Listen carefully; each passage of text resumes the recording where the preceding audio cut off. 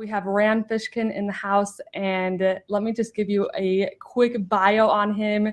And we're so excited to have him. It's going to be great. So a little bit about Rand. He is the co-founder and CEO of SparkToro. He previously founded Moz and is the author of Lost and Founder, a painfully honest field guide to the startup world. So we'll cue the intro and then we will bring him on. Listen, there's a lot to learn when growing and scaling your business. That's why we created the Business Choreography podcast, where we talk about choreographing your marketing, operations, and sales into dynamic systems that increase your revenue and your impact. We'll explore solid business principles and discuss all things that make businesses dance to success with clarity. We'll help you figure out where the holes are in your business and what you can do to fix them. Think of us as your official business choreographers, aka your insider growth strategists. Remember, your choreography matters. Welcome to the Business Choreography Podcast.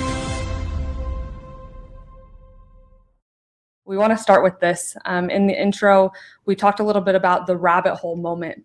And for us in our world, the rabbit hole moment was when we found ClickFunnels and we found Russell and we found webinars and perfect webinars. And then it was like, here we go down this rabbit hole of marketing and in this world. So for you, what was that in your world? What was your rabbit hole moment?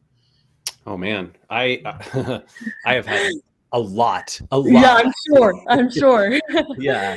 I mean, so let's see, the earliest one that's probably, relevant to your audience and probably a bunch of folks listening will know me from my previous startup, which was Moz. And hopefully a lot of folks will know me from the new one, which is SparkToro.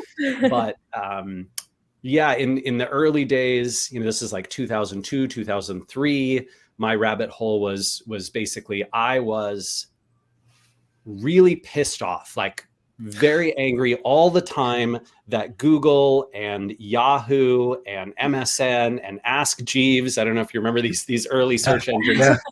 Basically, all four of them were vying for 25%-ish market share back in the early 2000s. Yeah. And I was infuriated that none of them would share how they worked. None of them would help business owners and websites and people who were putting their ideas on the web to transparently uncover how the systems behind their rankings worked. And so I made it my mission to I'm going to learn this. And I'm not going to do what everybody else who learns this does, which at the time was essentially keep that as your secret sauce and then use it to sell consulting or whatever. I was like, I'm going to put it out there publicly. I don't care what the business consequences are. I'm going to write about it. I'm going to put out everything that I could possibly learn. And so, I did exactly that, right? Went to, conferences and took all the notes and put them up online and interviewed people and had debates with folks and and that's essentially how the blog that became the Moz blog was started. It was just here's everything I'm going down this rabbit hole on with SEO. With SparkToro, something really similar happened. I was helping startups in particular, tech startups mostly. One in particular, I was on the board of directors of here in Seattle, and search did not work for them because there were not people searching for solutions to the problem that they were solving. And so search was just this useless channel essentially for this company. And instead we had to get to the place of how do we go talk to the audience that is potentially having the problem that we solve in the places they already pay attention. Because capturing that audience is just so difficult and expensive, but there's already people who reach them. And every time we found, whatever it was, a webinar, an event, a conference, a podcast, a YouTube channel, an interview series, a blog, a media outlet that actually reached the audience we wanted to reach, marketing success, lots of people checking out the product and signing up. That was awesome. But finding those was the pain. And that is what set me down the rabbit hole of audience research and starting SparkToro with Casey. Right. And my most recent rabbit hole. So I started another company. Entrepreneurs. I know. We're the worst. So I started another company with my wife, Geraldine, actually. It is Awesome. a video game development company. Well, I guess Cool. it's a video game funding That's cool. company, because the actual development studio is a different company down in LA. But yeah, I got obsessed during the pandemic with wanting to start my own video game and create my own. I was like, I can feel this thing, like it could be so great. And Geraldine was very, very encouraging.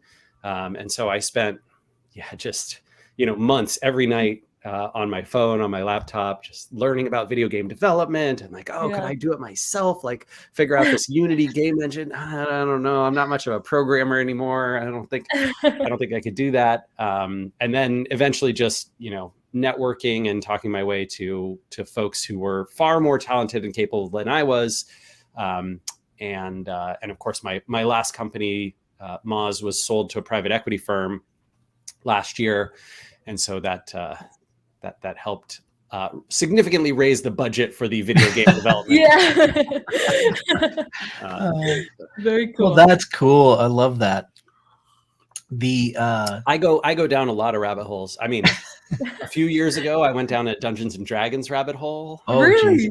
Yeah, got obsessed. We had a with client that. once that built a whole business off of it, and it Oh, was incredible. I was so surprised. At first I was like, oh, I don't know if this is gonna go, but then it was massive. So I mean, pretty amazing. What in the world? Like, I don't think there's anything better than finding that you have a passion, a deep passion or an interest, and then pursuing that to the point where you can make it something that's a big part of your life, and building friendships and relationships and professional development around that thing. And then you sort of get to, I don't know, just have these things in your life that you love, and you're surrounded by them both in your, personal and professional lives. Yeah. It's pretty incredible.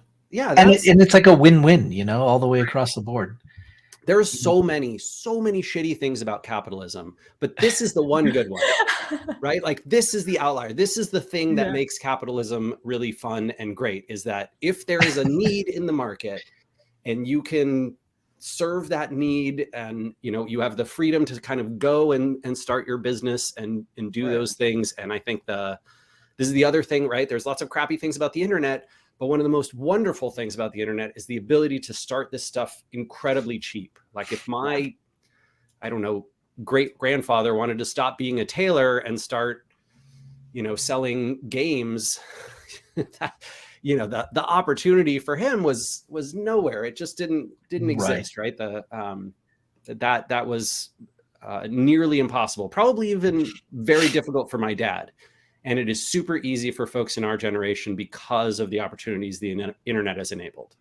It's so true. So true. My young kids have even started doing stuff on the internet to make money. And, my son, he streams and gets subscribers on his channel. It's small, but does he play video games? Yes, he does.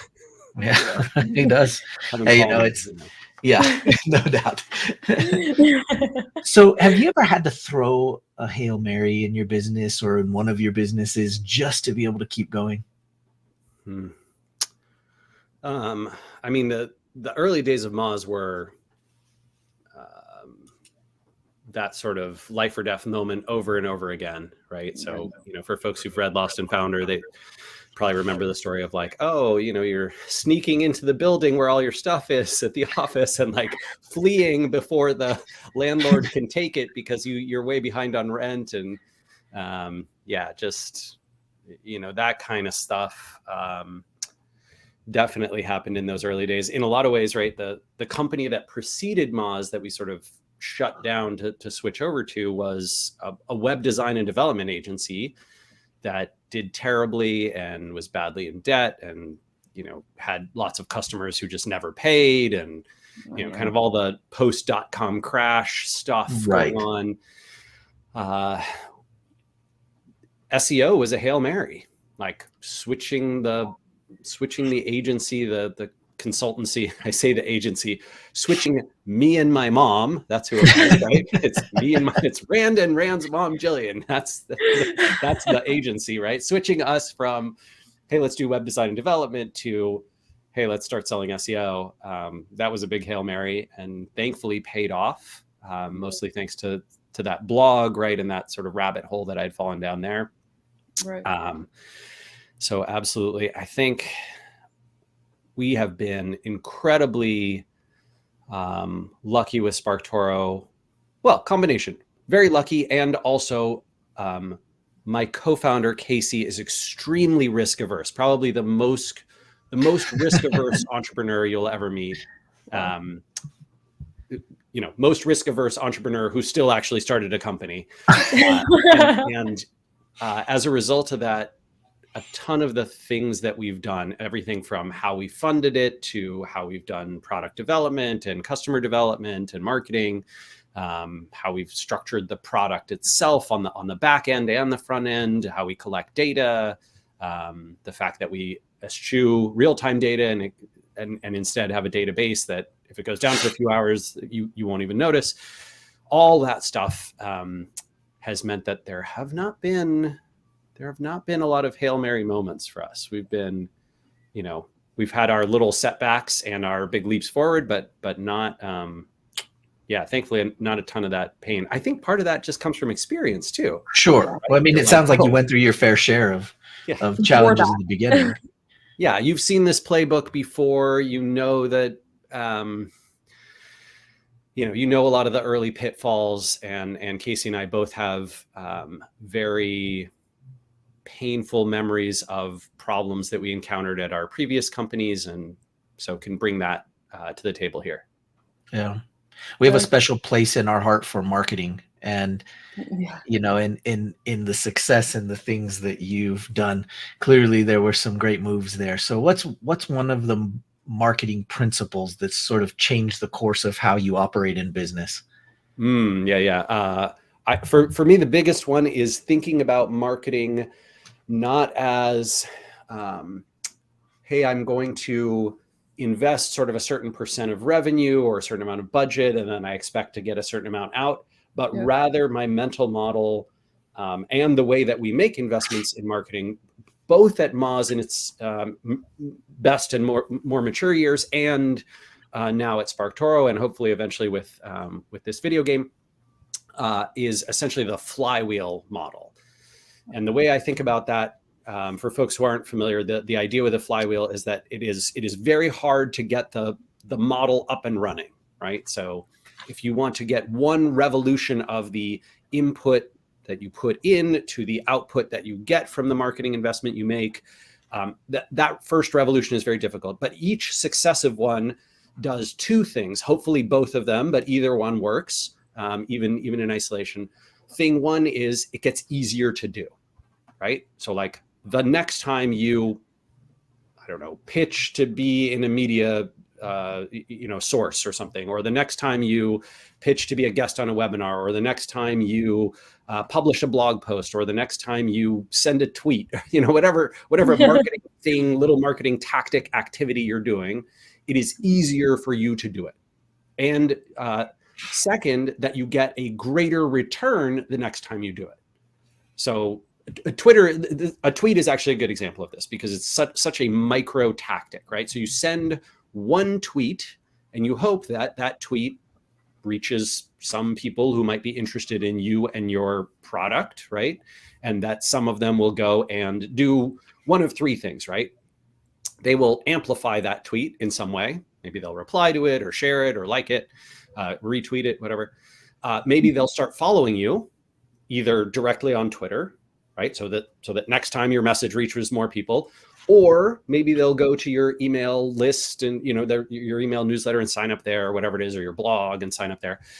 Or perhaps they'll even actually go to your website and check out your product. Very unusual, but possible. And if you can get one of those three things done with when you send your tweet, like, it's going to be difficult, but if you can do it, that has some return on investment for you. And the goal is next time you send a tweet, maybe your audience is a little bit bigger.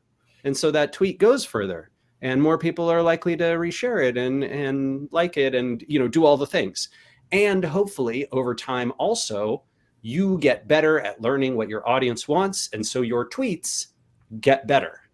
right? Right. They are more engaging for your audience. You start to use some tools and figure out which hashtags your audience is using, and you figure out which topics are popular with them, and you find, ways of structuring your language or your visuals or whatever you're doing that engages that audience more. And so hopefully every time you are engaging on Twitter, you are getting higher return on investment, and it is easier for you to do it.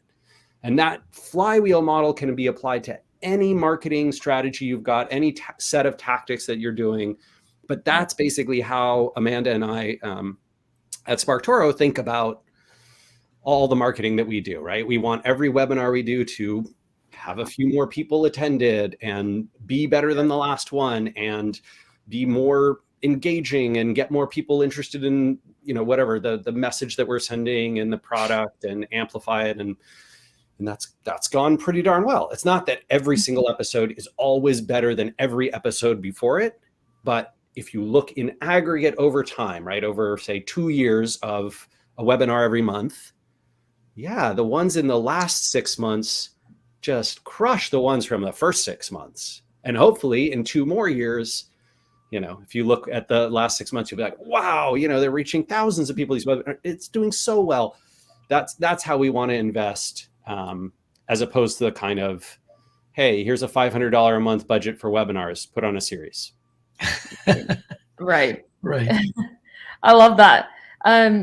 What are your thoughts on someone saying that they don't need marketing in their business? We've had some people say that to us before, and we don't love it. So what are your thoughts on it?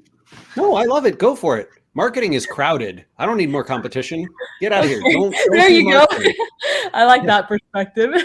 Yeah, that's great. Your business doesn't need marketing? Fantastic. Like go do your not marketing, which is probably marketing. Right. But you don't want to call it marketing, and that's fine. I'm not concerned. This was huge for, many years in like the tech startup world, right? That so like for some reason the entire tech universe was convinced that Google and Facebook, who obviously became monopolies in their spaces, right? And some of the world's most valuable companies did no marketing, which we know is BS, but it doesn't, right? It does not make a big difference to me. Like, it's fine if you don't want to invest in marketing.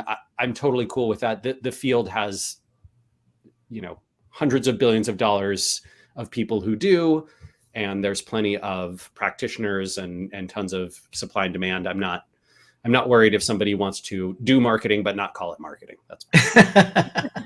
I love that perspective. Nobody's answered it that way. So I absolutely love that perspective. It's true. I mean, hey man, I don't want to yuck your yum. You love doing marketing and calling it product. Right. Have at it. Right. Cool. I love that. Michael, you go ahead and introduce the next section.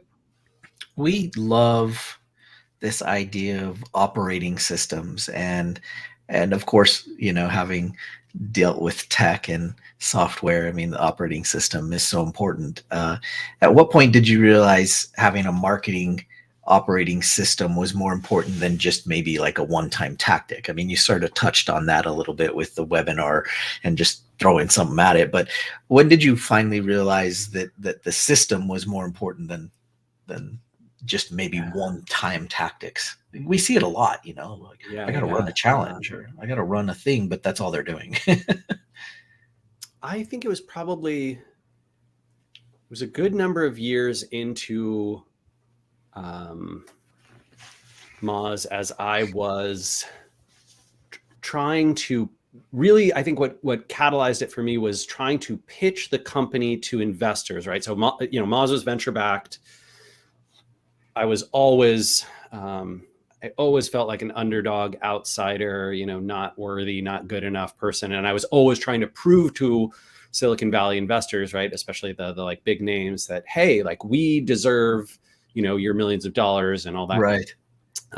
Which, spoiler, but ended up very terrible decision, like truly awful way to spend one's time and energy. And I think created a ton of pain and unhappiness, and probably probably is what caused Moz to lose its market leadership position in the SEO software field and yada, yada. So I won't get into all the negatives of why we never should have raised more rounds. But I will say, when I was pitching investors, a huge part of that was like, show us how you're going to take, money into this business and turn it into massive amounts of growth. Like, how will you become the monopoly in your space and prevent your competitors from getting anywhere and all those kinds of things. And that was when I took put a lot of my time and energy into thinking about how to explain the processes and systems that we had unintentionally and sort of accidentally fallen into building Right. at Moz,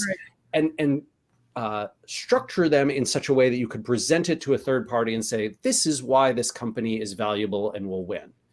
And it will win because it has this, at Moz, it was a phenomenal like SEO and content engine, right? That essentially it would, we'd do some keyword research, figure out what our customers were searching for and potential customers and what they're curious about. And we'd, rank for that, create content and rank for that thing and put it on our website. And then we'd turn those people who consume that content into subscribers, who then became free users, who then became free trial users, who then became customers. And right, we had a decent customer lifetime value and all that kind of stuff, right? So classic SaaS content SEO playbook. Now it's very well established. When Moz was starting up, it was relatively brand new.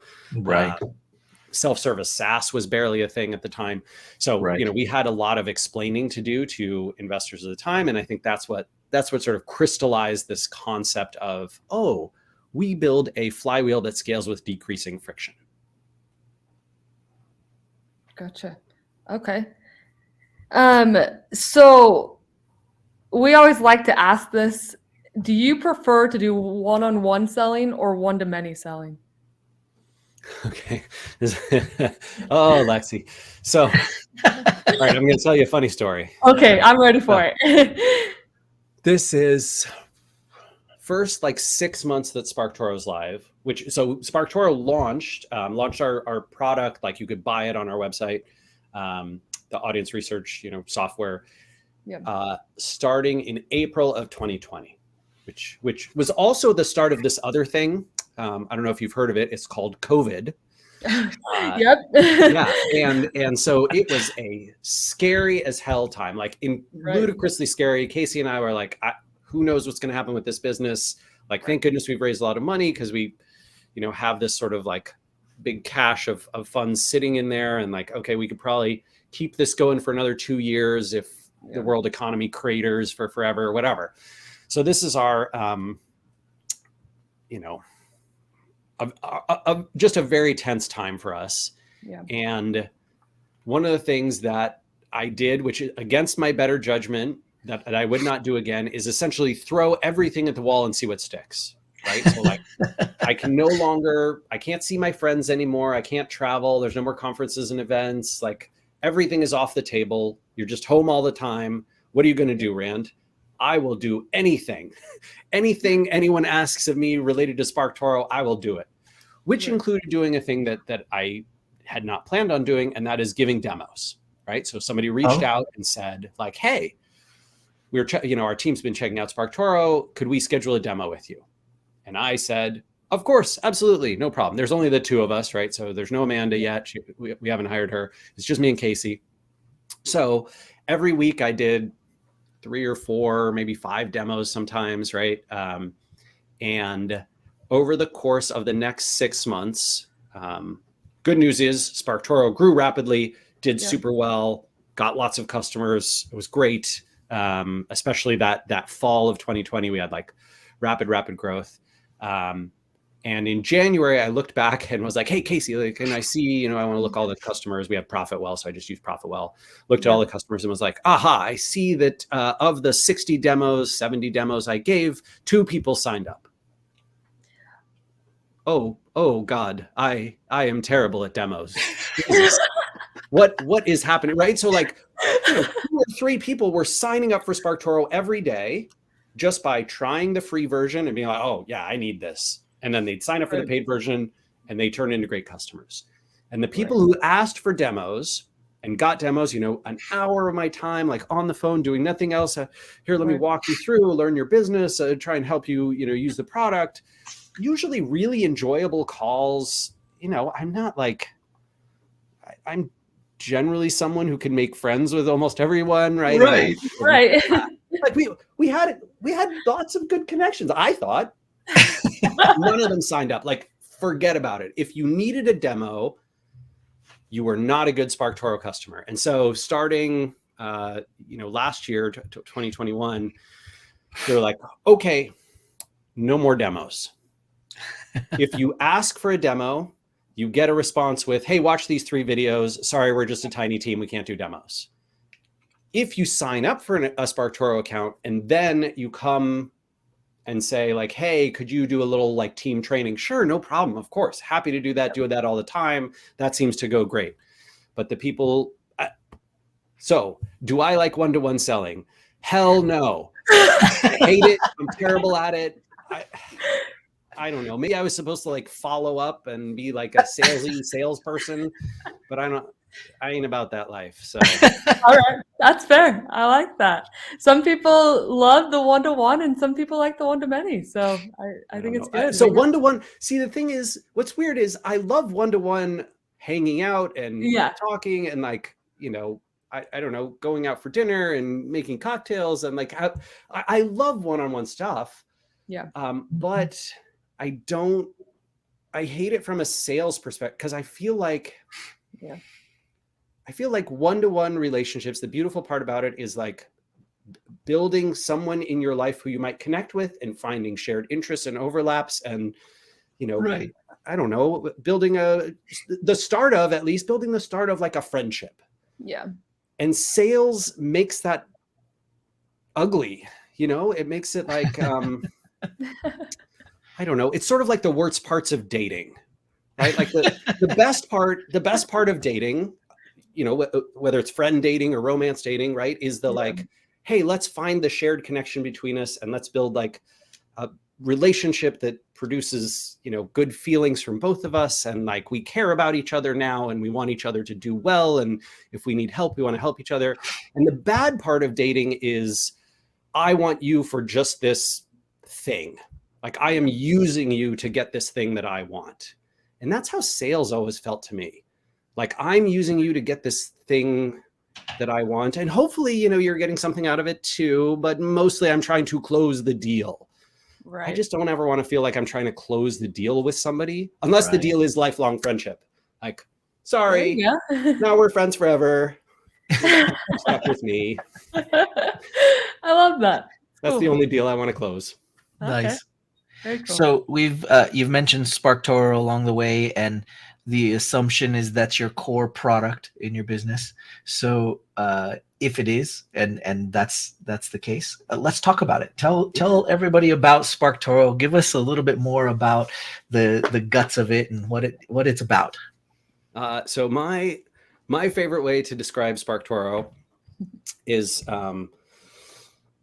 in an ideal world, right, from a marketing and research perspective, like Lexi and Michael, if the 3 of us start a company and we want to market to interior designers in Los Angeles, like we're selling some new fancy interior design software, LA is our first market. Okay, so the ideal thing that we could possibly do for our marketing is get the addresses of all the interior designers in LA, home addresses, go to their houses, break in, steal their phone, right? Steal their phone, get their unlock code, and then unlock their phone and record everything that they subscribe to on YouTube and all the podcasts that they've ever downloaded, and look at all the email newsletters they subscribe to.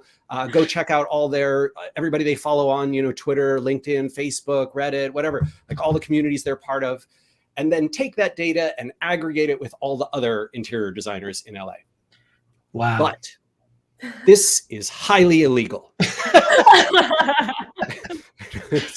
So SparkToro is illegal. Okay. Oh, there we go. See, temperature problems. Okay, hang on. I'm going to switch to the other camera real quick. No worries. Settings, camera. This one. It's going to be less high quality. Apologies for that. Oh, it looks great. Okay. That's Yeah. great. Yeah, you're good. Right. So the yes, close OBS. Sorry, OBS, you don't work anymore. So the reality, right, is that you cannot do that thing. You can't do the ideal thing, which is to get all of this data about your customers by breaking into their houses and stealing your phones. But the next best thing is, it turns out tons of people have public social and web profiles where all this stuff is just right out there. So you could, for example, you could go to whatever, LinkedIn, search for interior designers, filter to Los Angeles, and then like find a list of 400 interior designers in LA, click on all their profiles, get all their Twitter accounts, and then from their Twitter be like, okay, where's their website? Oh, great, they link to their YouTube, they link to their, I don't know, Reddit or Instagram or whatever. Put all these together, and then I'm going to crawl all of them, and I'm going to aggregate all the data. I'll get it that way. This is not illegal or unethical. Google does it. As long as you're only crawling and indexing public data, you're fine, right? But it's a pain in the ass. Holy crap, is that hard to do if you are like an agency or a marketer? And so Casey and I were basically, when we started SparkToro, we were like, let's just build that for the whole internet. So that you can go to SparkToro and say, my audience uses these words in their bio, interior designer, and they are located in Los Angeles, California. Click. Okay, here's 400, interior designers in LA who have public profiles, and here's an analysis of everything they do. So 18% of them use this hashtag, and 17% use that hashtag, and 12% talk about this topic, and 16%, follow this podcast, and 32% pay attention to this person on social and go to this conference. And that data is insanely valuable, right? Like ludicrously valuable. And depending on what you're doing, you kind of need that to be able to organize and sort your PR pitches and your media strategy and your advertising tactics and all the outreach that you want to do. And even just to get a marketing strategy going of like, hey, should webinars be a big part of our strategy? Well, it looks like our audience is not very webinar centric. Maybe let's go the podcast route, or let's go YouTube, or what? I think social, especially Instagram, is going to be really big for us, reaching all that kind of data just to make smart, strategic, and tactical decisions. That's essentially what SparkToro helps people do. And rather than being, hundreds of thousands of dollars per one audience to analyze, it's $50 a month. And so, yeah, that's our product. Very cool. And so, with all of that research that and that you can use your software for, how many different ways do you have to get people to that? Is it webinars? Is it challenges? Like, what does that look like for you guys? We are big on sort of eating our own dog food. So the primary way that Amanda and I do almost all the marketing for SparkToro is essentially we find the sources of influence that reach our audience. Okay. Podcasts and shows and people with YouTube channels and people with big social accounts on Twitter and LinkedIn, which is where most marketing activity online happens. Blogs, websites, conferences and events, right? Mainstream press. And then we basically say, hey, that's where we are going to be present. We want those people to pick up and talk about our message and what we do. And so far it's been very successful. It's essentially, the strategy is kind of like what influencer marketing used to be before influencers became like half naked people on Instagram. Right. It's true. That's essentially what we do. We do the old school influencer marketing, which is essentially sources of influence, maybe influence marketing with no R. Okay. So do you run any ads for this business? Nope. No ads. Not a one. Wow, that's impressive. Cool. No ads. And we get no search traffic. Zero visitors from Google, with the exception of branded search. So SparkToro, or SparkToro, misspellings of our name, send us a lot of traffic. Okay. But that's it. Cool. Very cool. All right, Michael, go for it. What's the best, if you do them, maybe you don't, but what's the best lead magnet you've ever built? Ooh, what's a lead magnet? I know. I'm a professional marketer who's been in the industry for 21 years. What's a lead magnet? Go for it, Michael. Well, just like a free product or something upfront that would create leads for you to be able to market to. I don't know if you do anything like that. Yeah. Maybe you guys don't. Interesting. So we, with Moz and with SparkToro, both of them are sort of self-service, use the free version before you pay for anything. And so I've never had sales, like someone turns from whatever, an email into a lead or a target, and then you try and sell them something. I've never had that. Cool. The closest thing I ever had was when I did fundraising. I basically had okay, here's the list of 500 venture capital firms that invest in early stage software companies. That's my pitch list. How do I get intros to them? How do I pitch each one? That's as close as I've ever had to a whole a lead in a sales system, and that was completely outbound sales for me. So yeah, with none of my businesses have I ever done true lead magnets. That being said, SparkToro did produce three free tools before we launched our actual product, with, what am I going to say? With goals around product positioning, data aggregation and acquisition, getting Twitter keys to be able to make requests to that network so that we could do it via the API.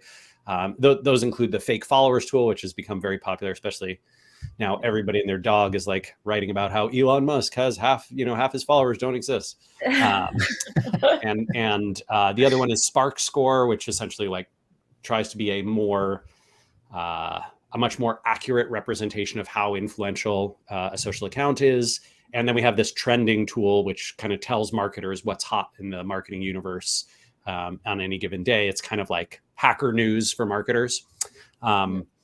Those products have been very successful in terms of our getting people to know us and trust us and getting us, sort of nicely positioned in the market before our launch, and then helping us to also acquire data. Nice. Cool. I love that. What numbers do you look at on a daily basis in your business? Yeah. For us, biggest thing, I try not to look at anything daily because, the roller coaster of startup life is too stressful. You don't, I think that's a super unhealthy practice. But every couple of weeks, yes, I try and look at the big ones for us. So it's almost all in ProfitWell, which is free. I don't understand how ProfitWell is free, but it is.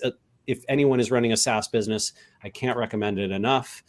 It essentially plugs into Stripe and then gives you all the metrics around how many signups and how much they're paying and conversion, rate and growth rate and all that kind of stuff.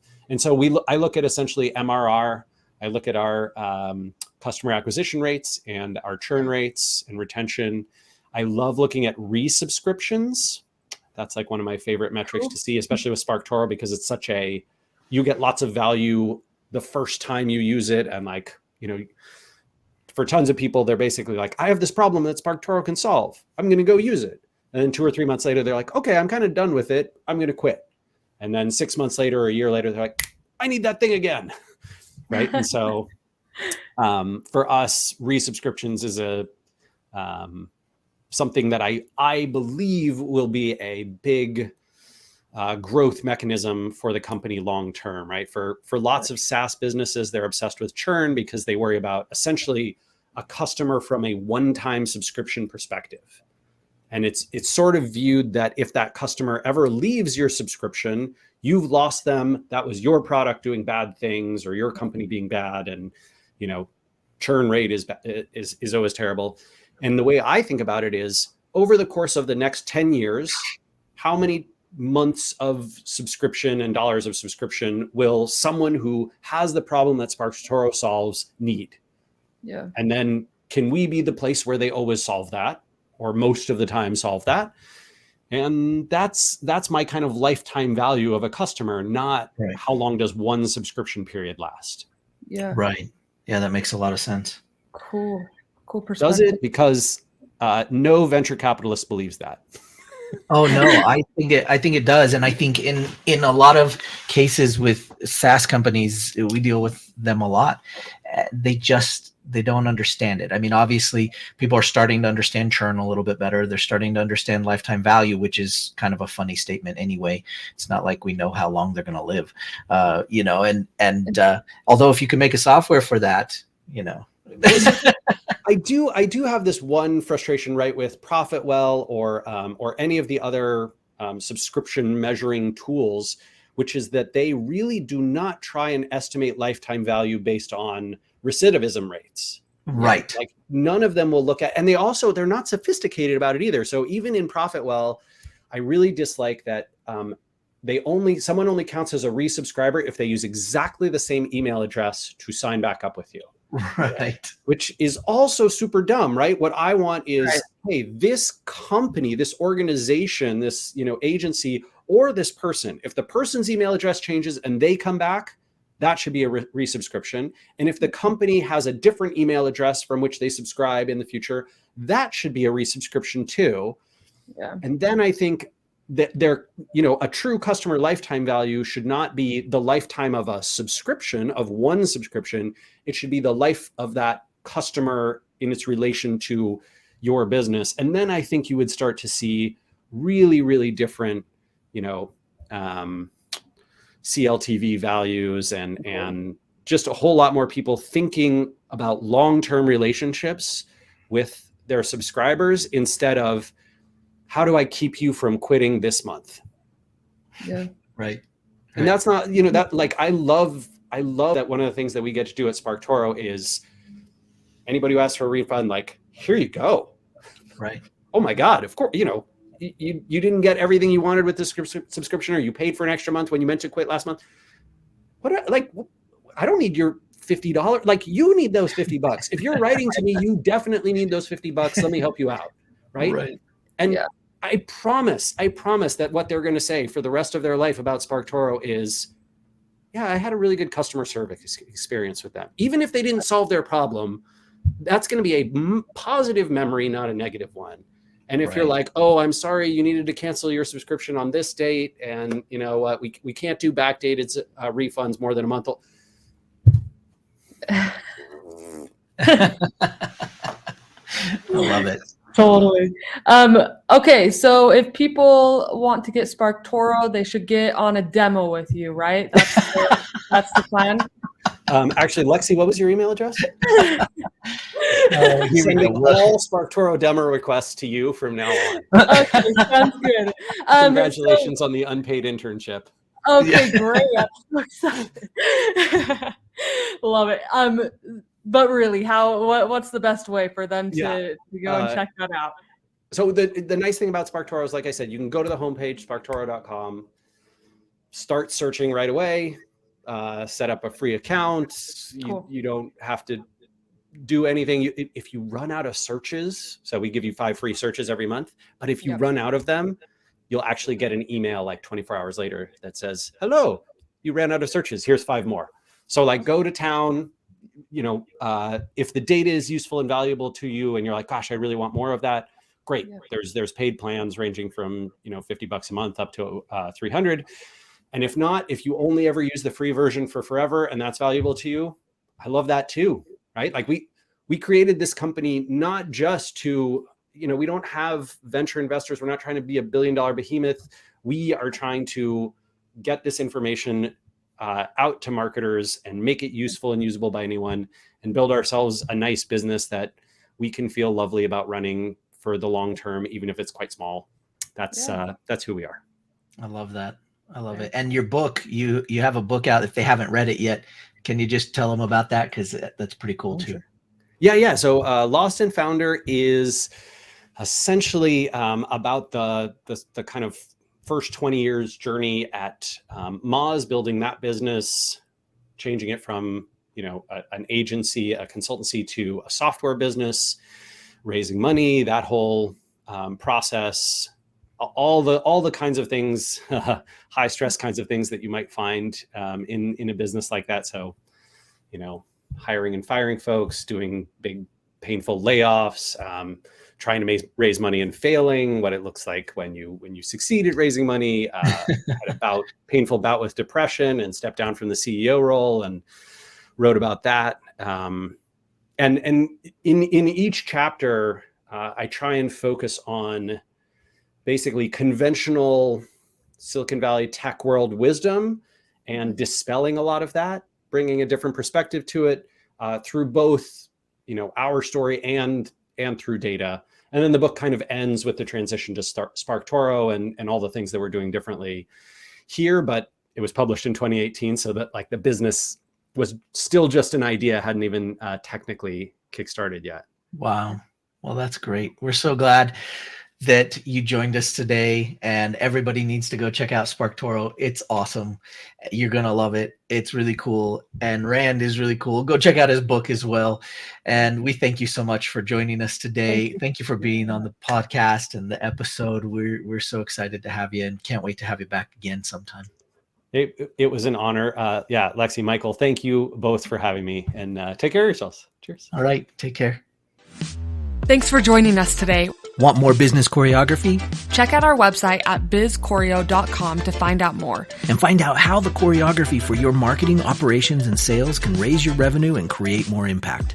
Remember, every business needs choreography.